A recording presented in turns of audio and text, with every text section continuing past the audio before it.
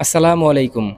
বন্ধুরা, ভারতের পক্ষ থেকে প্রায়শই বলা হয়ে থাকে ভারতের চিরশত্রু দুই বৈরী দেশ পাকিস্তান এবং চীনকে মোকাবেলা করতে ভারতীয় সশস্ত্র বাহিনী সদা সর্বদা তৈরি থাকে। এখন দেখুন, প্রকৃত অর্থে চীনের মতো একটি সুপার পাওয়ার দেশকে মোকাবেলা করার মতো শক্তি বা সামর্থ্য অথবা সমরাস্ত্র কোনোটার যোগানই কিন্তু ভারতের অভ্যন্তরে নেই। বন্ধুরা, গুরুত্বপূর্ণ এই বিষয়টিকে কেন্দ্র করে এই জায়গায় বলে রাখা ভালো, আজ থেকে প্রায় 3 দশক আগে চীন যখন পরিকল্পনা করছিল ভারতের মতো একটি বৈরী দেশের সাথে ভবিষ্যৎ যুদ্ধের কথা, তখনই কিন্তু চীনের পক্ষ থেকে ভারতের সাথে আসন্ন যুদ্ধের বিষয়টিকে কেন্দ্র করে সোভিয়েত ইউনিয়নের সাথে যখনই চীন বিভিন্ন ধরনের সমরাস্ত্র কেনার চুক্তি করত, তখন কিন্তু সেই চুক্তিতে চীন একটা কথাই বলতো, আমাদেরকে আপনারা অস্ত্র দিন, সাথে সাথে আমাদেরকে এই অঞ্চলে মার্কিন যুক্তরাষ্ট্রের প্রভাব এবং ভারতের প্রভাব কমাতে বিভিন্ন ধরনের সমরাস্ত্রের প্রযুক্তিও সরবরাহ করুন, যার মাধ্যমে আমরা নিজ দেশে সমরাস্ত্র উন্নয়ন করতে পারব এবং সমরাস্ত্র তৈরি করে এই অঞ্চলে আমেরিকা সহ ভারত এবং অন্যান্য দেশগুলোকে মোকাবেলা করতে সক্ষমতা অর্জন করব। এখন দেখুন, 2010 সাল পরবর্তী সময়ে চীন যখন নিজেদেরকে একটি সুপার পাওয়ার হিসেবে বিশ্বের কাছে প্রতিষ্ঠিত করে ফেলেছে, তখন কিন্তু ভারতের মতো একটি দেশ নিজেদের সমরাস্ত্র চাহিদার যোগান মেটাতে বিশ্বের বিভিন্ন দেশ থেকে বিপুল পরিমাণ সমরাস্ত্র আমদানি করতে ব্যস্ত থাকত। অত্যন্ত স্পর্শকাতর এই বিষয়টিকে কেন্দ্র করে বলতেই হয়, চীন যখন নিজেদের সমরাস্ত্র প্রযুক্তিতে বিশ্বের দরবারে নিজেদেরকে একটি সুপার পাওয়ার হিসেবে প্রতিষ্ঠিত করে ফেলেছে, ঠিক ওই সময় ভারত এত পরিমাণ সমরাস্ত্র আমদানি করেছে যা ভারতকে বিশ্বের দরবারে সর্বোচ্চ সমরাস্ত্র আমদানিকারক দেশের খেতাব দিয়েছে। হিসাব বলছে 2012 সাল থেকে 2016 সাল অবধি এই 5 বছর ভারত ছিল বর্তমান বিশ্বের সবচেয়ে বড় সমরাস্ত্র আমদানিকারক দেশ। যদিও পরবর্তী সময় ভারত খুব ভালোভাবেই বুঝতে পারে যুদ্ধকালীন সময় ক্রয় করা সমরাস্ত্র দিয়ে আর যাই হোক কখনো যুদ্ধ জেতা সম্ভব নয়। আর গুরুত্বপূর্ণ এই বিষয়টিকে কেন্দ্র করে পরবর্তী বছরগুলোতে ভারত ধীরে ধীরে নিজেদের যে সমরাস্ত্র ক্রয় করার যে প্রোগ্রামগুলো ছিল সেখান থেকে কিছুটা হলেও সরে আসে। হিসাব বলছে 2017 সাল থেকে 2021 সাল অবধি নিজেদের যে সমরাস্ত্র ক্রয় করার প্ল্যান বা প্রোগ্রাম ছিল সেখান থেকে তারা বেরিয়ে এসে প্রায় 21% সমরাস্ত্র কম আমদানি করেছে। আর এই সময়গুলোতে ভারত নিজ দেশে বিভিন্ন ধরনের অত্যাধুনিক সমরাস্ত্র উন্নয়ন করতে নিজেদের যে মিত্র দেশগুলো রয়েছে তাদের সহযোগিতায় বিভিন্ন সমরাস্ত্র দেশীয়ভাবে উৎপাদন করার সর্বাত্মক চেষ্টা করেছে। এখন দেখুন, দেশীয়ভাবে সমরাস্ত্র তৈরি করার ক্ষেত্রে কিছুটা অগ্রগতি ভারতের হলেও বিভিন্ন ক্ষেত্রে নানামুখী রাজনৈতিক জটিলতা এবং বিভিন্ন ধরনের স্বজনপ্রীতির কারণে নানামুখী সমস্যার সম্মুখীন হতে হয়েছে ভারতকে, যার উৎকৃষ্ট উদাহরণ ভারতের আদানি গ্রুপের তৈরি দৃষ্টি 10 স্টারলাইনার ড্রোন প্রকল্প। এই প্রকল্প নিয়ে হয়েছে অত্যন্ত কেলেঙ্কারি। বন্ধুরা, এই জায়গায় বলে রাখা ভালো, ভারতীয় নৌবাহিনী এবং ভারতীয় সেনাবাহিনীর পক্ষ থেকে প্রতিরক্ষা মন্ত্রণালয়কে জানানো হয়েছিল তাদের নিজ নিজ বাহিনীগুলোর সক্ষমতা বৃদ্ধি করতে তাদের প্রয়োজন অ্যাটাক ড্রোন। এছাড়াও সেই ড্রোনটি একই সাথে যেমন শত্রুপক্ষের বিভিন্ন লক্ষ্যবস্তুতে আঘাত আনতে পারবে, ঠিক একইভাবে বিভিন্ন স্থাপনায় আঘাত করার পাশাপাশি গোয়েন্দা নজরদারির কাজেও যেন ব্যবহার করা যায়। এই ধরনের মাঝারি পাল্লার বেশ কয়েকটি ড্রোনের চাহিদাপত্র প্রেরণ করা হয় ভারতীয় প্রতিরক্ষা মন্ত্রণালয়ের কাছে। তবে ভারতীয় প্রতিরক্ষা মন্ত্রণালয়ের পক্ষ থেকে উদ্যোগ নেওয়া হয় ভারতের অভ্যন্তরেই তৈরি করা হবে এই ধরনের ড্রোন, যার প্রথম ধাপ হিসেবে অযৌক্তিকভাবে একেবারে নতুন একটা কোম্পানি মানে ভারতের আদানি গ্রুপকে টেন্ডার দেওয়া হয় এই ধরনের 4টি ড্রোন তৈরি করে দেওয়ার জন্য ভারতীয় নৌ এবং সেনাবাহিনীর জন্য। এখন আদানি গ্রুপকে এই টেন্ডার দেওয়ার বিষয়টিকে কেন্দ্র করে ওই সময় ভারতীয় সংসদে কংগ্রেসের বিভিন্ন নেতারা বিভিন্ন ধরনের প্রশ্ন তুলেছে।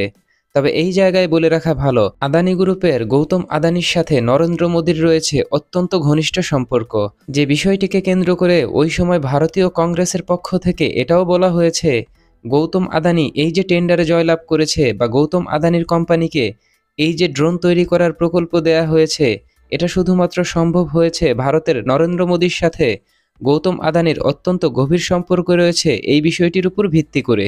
যদিও ভারতের হিন্দুস্তান অ্যারোনটিক্যাল সেন্টার সহ আরও বেশ কয়েকটি কোম্পানি রয়েছে যারা ইতিমধ্যেই বিভিন্ন ধরনের প্রকল্পে যুক্ত ছিল, যার মধ্যে ভারতের হাল তেজাস, ধ্রুব হেলিকপ্টার সহ বিভিন্ন মিসাইল উৎপাদন করে এমন অন্তত 5 থেকে 6টি প্রতিষ্ঠান ছিল যারা ইতিমধ্যেই এই ধরনের প্রকল্প নিয়ে কাজ করতে অত্যন্ত দক্ষ এবং এই ধরনের প্রকল্প বাস্তবায়ন করার তাদের পূর্ব অভিজ্ঞতা রয়েছে।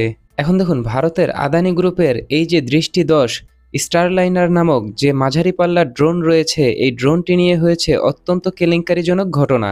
বন্ধুরা, এই কেলেঙ্কারির বিষয়টিকে কেন্দ্র করে এই জায়গায় বলে রাখা ভালো, ভারতীয় আদানি গ্রুপের সাথে ইসরায়েলের রয়েছে অত্যন্ত ঘনিষ্ঠ সম্পর্ক। কারণ আদানি গ্রুপের বিভিন্ন ব্যবসায়িক প্রতিষ্ঠান রয়েছে ইসরায়েলের অভ্যন্তরে, এবং ইসরায়েলের বিভিন্ন বন্দরের দায়িত্বেও রয়েছে এই আদানি গ্রুপ। তাই ইসরায়েলের সাথে এই আদানি গ্রুপের রয়েছে অত্যন্ত নিবিড় সম্পর্ক। আর সেখানেও কিন্তু ভারতীয় প্রধানমন্ত্রী নরেন্দ্র মোদীর একটা প্রভাব কাজ করে। আর এই বিষয়টিকে কেন্দ্র করে আদানি গ্রুপের সাথে যতই দিন যাচ্ছে ততই সখ্যতা গড়ে উঠছে ইসরায়েলের। এমত অবস্থায় এই সখ্যতার বিষয়টিকে কাজে লাগিয়ে ইসরায়েলের হার্মিং 900 যে ড্রোন রয়েছে, ওই ড্রোনের বিভিন্ন যন্ত্রাংশ নিজ দেশে আমদানি করে, যা দিয়ে 4টি ড্রোন তৈরি করা সম্ভব হবে। এখন দেখুন, 4টি ড্রোন তৈরি করা যায়, এই পরিমাণ প্রযুক্তির বিভিন্ন যন্ত্রাংশ ভারতে আমদানি করেছে আদানি গ্রুপ। এই যে আমদানি করার বিষয়টা, এই বিষয়টা কিন্তু ভারতীয় আদানি গ্রুপ মিডিয়াতে কোনোভাবেই ফ্লাশ হতে দেয়নি। তবে ক্ষেত্র বিশেষে বিভিন্ন কারণে এই বিষয়টি সামনে চলে আসে যে ভারতীয় আদানি গ্রুপ ইসরায়েল থেকে বিভিন্ন ধরনের যন্ত্রাংশ আমদানি করেছে, মানে হার্মিং 900 ড্রোনের যন্ত্রাংশ দেশে আমদানি করে শুধুমাত্র ড্রোনের যে এয়ারফ্রেম রয়েছে, মানে বডি স্ট্রাকচার, এইটা নিজ দেশে তৈরি করেছে। এইটা নিজ দেশে তৈরি করে তারা বলেছে, ড্রোন ক্রয়ের এই টেন্ডার অনুযায়ী আমরা নিজ দেশে পরিপূর্ণভাবে নিজস্ব প্রযুক্তিতে এই ড্রোন আমরা নিজ দেশেই উৎপাদন করেছি।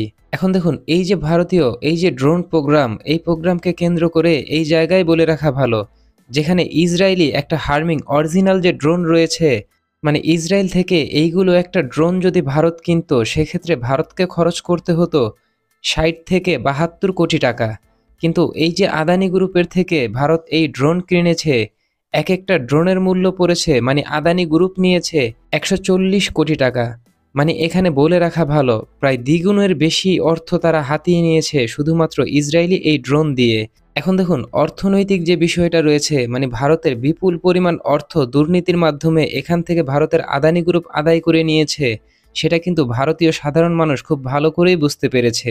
এখন দেখুন, 2024 সালে একটি ড্রোনের ডেলিভারি দিয়েছিল ভারতীয় নৌবাহিনীকে এই আদানি গ্রুপ। তবে 2025 সালের 14 জানুয়ারি দ্বিতীয় ড্রোনটি যখন ভারতীয় নৌবাহিনীর হাতে তুলে দেওয়া হয় এবং টেস্ট ফ্লাইটের জন্য উড্ডয়ন করা হয়, সাথে সাথেই কিন্তু ড্রোনটি তার নিয়ন্ত্রণ হারিয়ে মাঝ আকাশ থেকেই ভেঙে লুটিয়ে পড়ে ওই ভারতের ভূমিতে।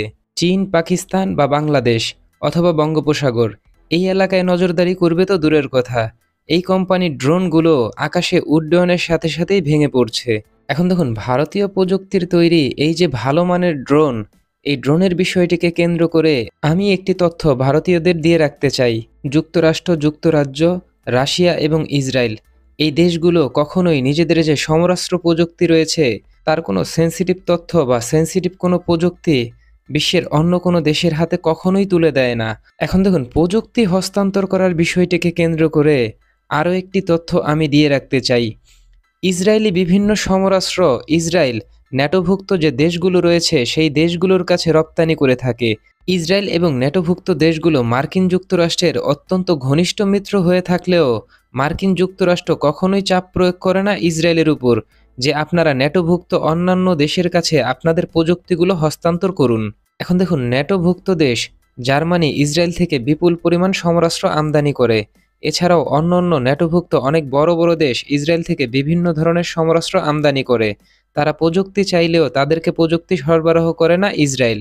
আর সেখানে ভারতের মতো একটি দেশের কাছে ইসরায়েল নিজেদের সেন্সিটিভ প্রযুক্তি হস্তান্তর করবে, বিষয়টা কেমন হাস্যকর নয়? তো বন্ধুরা, ভারতের এই যে দেশীয়ভাবে সমরাস্ত্র উৎপাদন করা এবং সেই সমরাস্ত্রের মাধ্যমে পাকিস্তান, চীন, বাংলাদেশ সহ ভারতের পার্শ্ববর্তী অন্যান্য দেশগুলো দখল করে নেয়ার স্বপ্ন দেখা, এ সম্পর্কে আপনি কি ভাবছেন? আপনার গুরুত্বপূর্ণ মতামত জানিয়ে দিন কমেন্ট বক্সে। আমাদের ভিডিও ভালো লাগলে আমাদের সমর্থন করতে ভিডিওটিতে লাইক, কমেন্ট, শেয়ার এবং চ্যানেলটিকে সাবস্ক্রাইব করে সঙ্গে থাকুন। ধন্যবাদ।